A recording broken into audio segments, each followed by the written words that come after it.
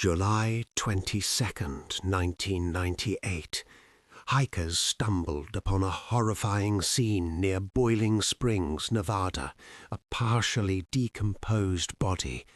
The victim, a woman estimated to be in her early 20s, was found without identification, her remains exposed to the harsh desert elements.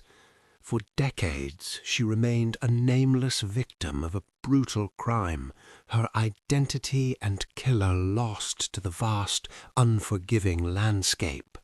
This is the story of the relentless pursuit to give a voice back to the Boiling Springs Jane Doe.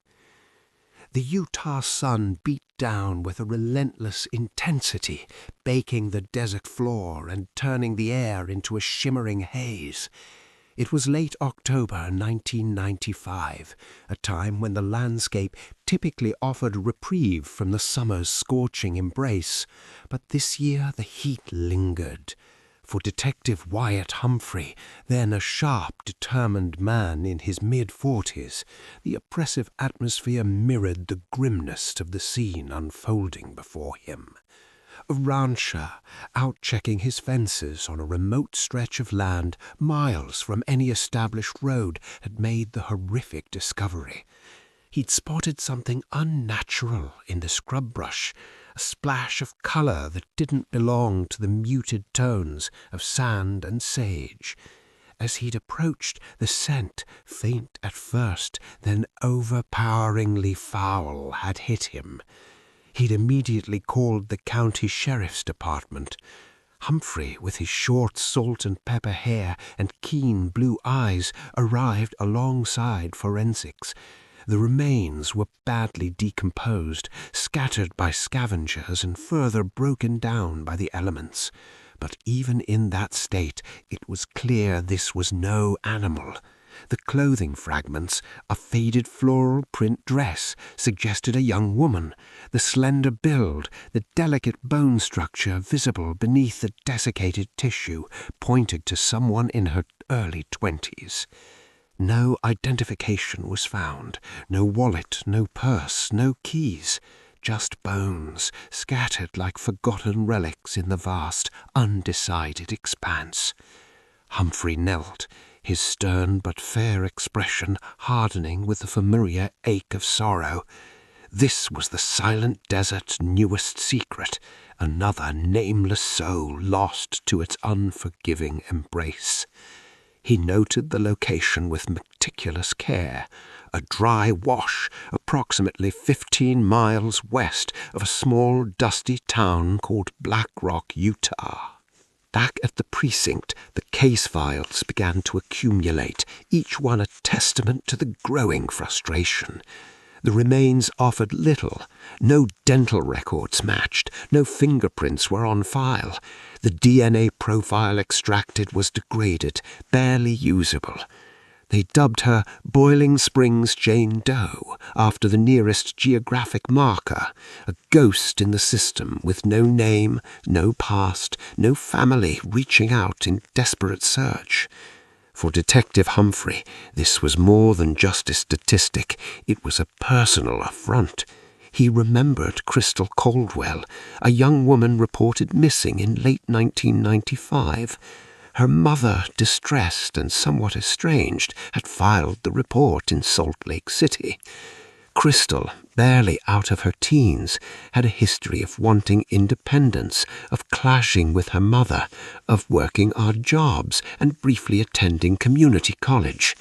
She'd met Travis Norwood, a charismatic but reportedly volatile young man, and that relationship had been a point of contention. Crystal had vanished, her trail growing cold almost as quickly as it appeared. Humphrey had been a younger detective then, busy with other cases, but the memory of Crystal's worried mother, her voice cracking as she described her daughter's dreams, had stuck with him. Now, 20 years later, could this desert victim be Crystal? The timeline, the general description, the location, it was a painful possibility. He pulled Crystal's old missing person file. It was thin, filled with dead ends and unanswered questions. Travis Norwood had been interviewed. He'd presented an alibi, vague but seemingly plausible at the time. He was charming, cooperative on the surface, but there was an evasiveness Humphrey had dismissed as grief or fear. Now that charm felt like a carefully constructed facade. The file described Crystal as slender, average height, with white-brown hair and hazel eyes, a scattering of freckles. It fit the skeletal structure found in the desert. The mystery of Crystal Caldwell, once a cold case file relegated to the dusty archives, was now inextricably linked to the nameless woman in the sand. Years passed, and Boiling Springs Jane Doe languished, a cold case growing colder. The digital revolution was still in its infancy when Crystal Caldwell disappeared, and the forensic tools available then were rudimentary compared to today's capabilities. Detective Humphrey, now nearing the end of his career, understood that the only hope for identifying the desert victim lay in scientific advancement. He secured funding, a difficult task for an aging case, to send the degraded DNA sample to a specialized lab. There, Dr. Jasmine Westbrook, a brilliant forensic geneticist in her late 30s, took on the challenge. With her sleek, dark brown hair, often pulled back, and intelligent green eyes behind stylish glasses, she exuded an aura of calm competence. She was passionate about using the power of genetic science to bring closure to unsolved cases, and this one, with its haunting lack of identity, particularly resonated with her. She employed cutting-edge techniques, meticulously piecing together fragments of DNA, cross-referencing databases, and then, crucially, turning to genealogical research. It was a painstaking process, a needle in the haystack endeavor, but Westbrook was relentless.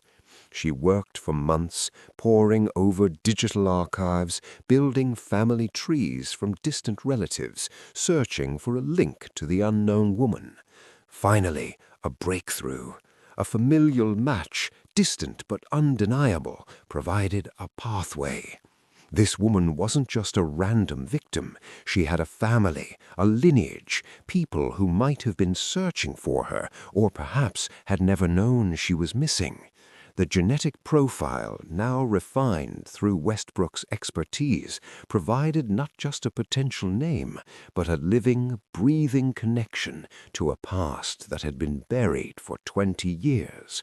The pieces were finally starting to align, pointing back to Crystal Caldwell and, more importantly, to the man who had been in her life back in 1995. Boiling Springs, North Carolina, 2009. The air in the small evidence room was thick with the scent of staled paper and the faint metallic tang of old blood. Detective Wyatt Humphrey, a man whose 40s etched lines of experience around his sharp blue eyes, leaned over a sterile plastic bag. Inside, a faded denim jacket, a woman's size small. It was one of the few personal effects recovered from the shallow grave discovered in the woods just off I-26, a grave that held a young woman whose identity had been lost to time and the elements. For nearly 15 years, she had been Jane Doe, a silent testament to a life cut short and a justice delayed. Humphrey had taken over the cold case file in 2007, drawn to the few tantalizing clues that hinted at a life lived beyond the anonymity of a Doe. A receipt from a convenience store in Salt Lake City, dated October 1995, tucked into a pocket. A half-finished letter, its words blurred by moisture and decay, addressed to a mom. The prevailing theory, pieced together from sparse witness accounts and the nature of the burial, pointed to a transient victim, someone passing through, but Humphrey felt a persistent pull that this was more than just a random encounter. He saw not a statistic, but a person, a daughter, a friend, whose story deserved to be unearthed. The initial investigation had stalled, hampered by a lack of DNA technology and a world that was less connected, but Humphrey was a man who believed that every case, no matter how cold, held a secret waiting for the right key. He ran a hand over his short salt and pepper hair, the weight of the unknown pressing down. He needed a new angle, a modern approach to an old crime. The digital age had yielded tools unimaginable in 1995. The advancements in forensic science over the past 2 decades were nothing short of revolutionary. For Detective Humphrey, this meant a lifeline for his decades-old case. He knew the traditional methods had reached their limit. The answers, he suspected, lay dormant, locked within the very building blocks of life. He needed an expert, someone who could coax secrets from the microscopic. That expert was Dr. Jasmine Westbrook, a forensic geneticist whose reputation preceded her. In her late 30s, Dr. Westbrook possessed an aura of calm competence, her sharp green eyes missing nothing behind stylish glasses. Her laboratory was a sanctuary of precision, a place where silence was broken only by the hum of sophisticated machinery and the soft clicks of pipettes. Humphrey met her in her sterile, state-of-the-art facility, the air crisp and cool. He presented her with the scant biological evidence they had managed to recover from the decomposed remains, bone fragments and hair follicles painstakingly preserved. He explained the situation. A young woman vanished in 1995, found years later, her identity a phantom, her killer a ghost. He laid out the details, the Salt Lake City connection, the strained family ties suggested by the letter fragment, the volatile relationship hinted at in old, almost forgotten interviews. He stressed the urgency, the quiet desperation of a case that had festered for too long. Dr. Westbrook, her olive-complexioned calm, listened intently, her gaze analytical. She understood the weight of such requests. Each sample was a whisper from the past, a potential key to unlocking a life, a death, and a truth long buried. She assured him that she would do everything in her power, employing the latest techniques in DNA extraction and analysis, including YSTR and mitochondrial DNA testing, to build a genetic profile. The hope was that this profile could then be uploaded to CODIS, the combined DNA index system, or used for genealogical research, the latter a growing frontier in solving cold cases. The journey would be long, intricate, and fraught with uncertainty, but for the first time in years, Detective Humphrey felt a flicker of genuine optimism. Weeks bled into months. The lab work was painstaking, delicate, and often frustrating. Dr. Westbrook and her team processed the limited DNA samples, battling degradation and contamination. They built a profile, a complex genetic blueprint, and uploaded it to CODIS. The initial results were disheartening, no direct match. The system, vast as it was, held no instant answer for the young woman from Boiling Springs, but Dr. Westbrook was prepared for this contingency. She pivoted to familial DNA searching and advanced genealogical research, enlisting the help of a private genetics company. This process involved comparing the Jane Doe's DNA profile against public genealogy databases, looking for distant relatives. It was a needle in a haystack endeavor, requiring meticulous cross-referencing of public records, census data, obituaries, and even social media profiles to construct potential family trees. Then a breakthrough. A promising match emerged, a third cousin, once removed, living in Utah. This connection, tenuous but statistically significant, allowed Dr. Westbrook's team to build a more focused family tree, working backward and forward from this known relative. They painstakingly traced potential maternal and paternal lines, looking for gaps, for individuals who might fit the timeline and geography of the Doe's last known movements. One name began to surface with increasing frequency in their research, appearing in multiple potential branches: Crystal Caldwell. Records indicated she was born in Salt Lake City, Utah, in the mid-1970s.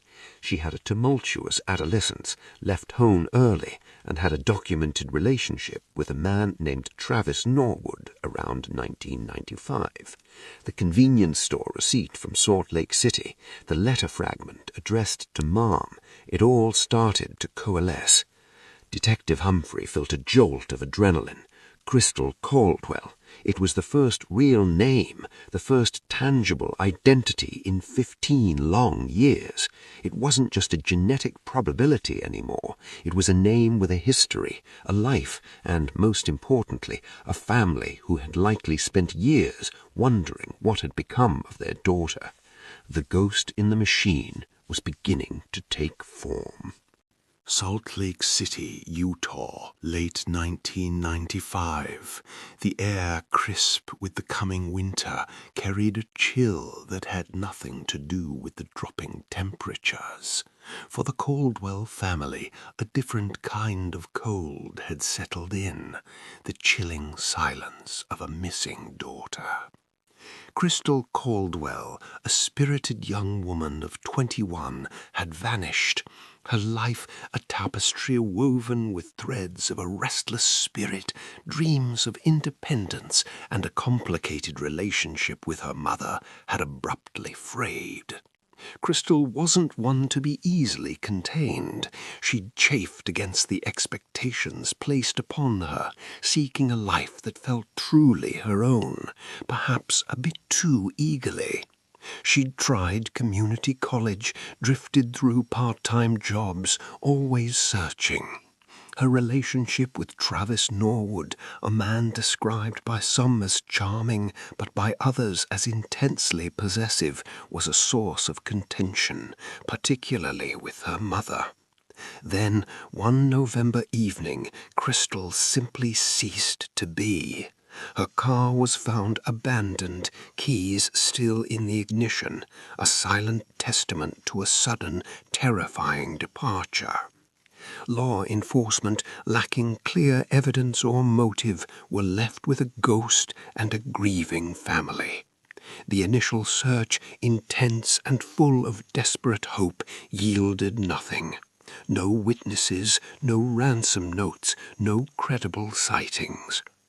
Crystal Caldwell, a bright light extinguished, became a statistic of the unsolved, her vibrant essence reduced to a missing persons file, her story left untold in the echoing canyons of the Wasatch Mountains.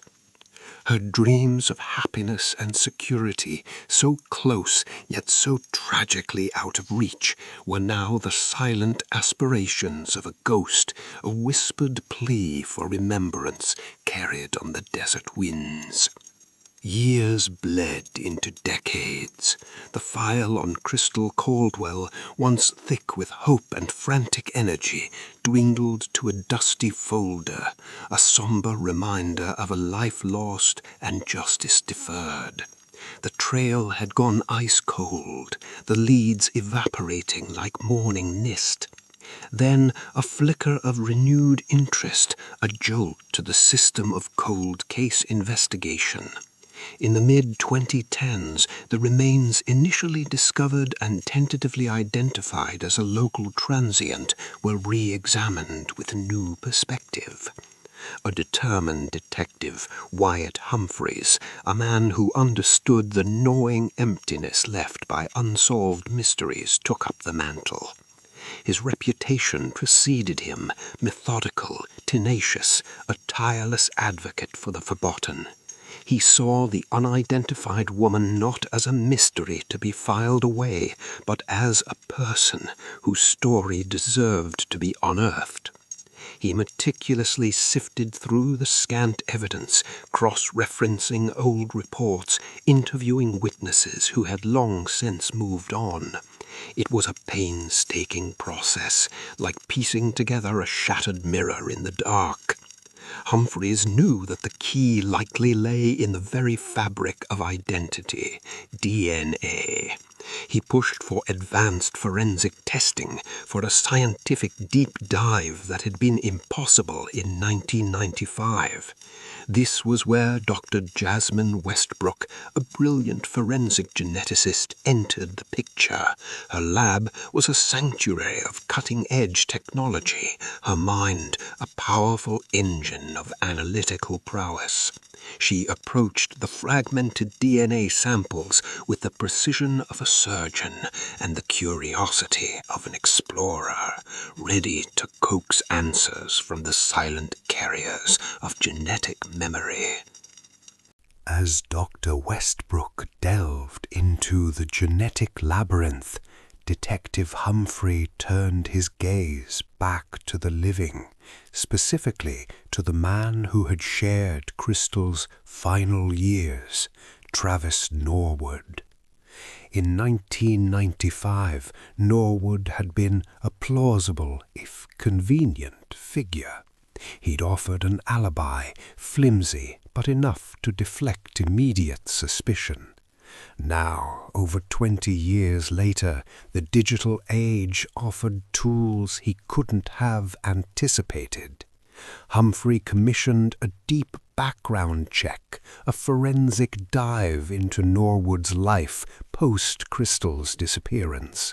What emerged was a carefully constructed facade. Norwood had navigated his adult life with an unnerving ability to sidestep accountability. Minor legal troubles, financial precarity, all expertly masked behind a veneer of charisma and ambition. He'd married, built a career, and seemingly moved on, a ghost in his own past. Humphrey noted the possessive undercurrents described by Crystal's friends, the volatile temper he'd allegedly hidden. He cross-referenced this with the recovered evidence, with the scant witness statements from the time. A pattern began to emerge, subtle yet persistent. Humphrey requested a DNA sample from Travis Norwood, a standard procedure in any reinvestigated cold case involving a significant person of interest. Norwood, now in his mid-40s, agreed readily, his confidence bordering on arrogance. He likely saw it as a mere formality, another hoop to jump through on his way to continued freedom. He was unaware that his genetic code, a blueprint of his very being, was about to become the linchpin in a decades-old mystery. The results from Dr. Westbrook's lab were due any day, carrying the potential to either confirm Norwood's fabricated innocence or irrevocably shatter it, finally bringing Crystal Caldwell's story out of the shadows and into the unforgiving light of truth.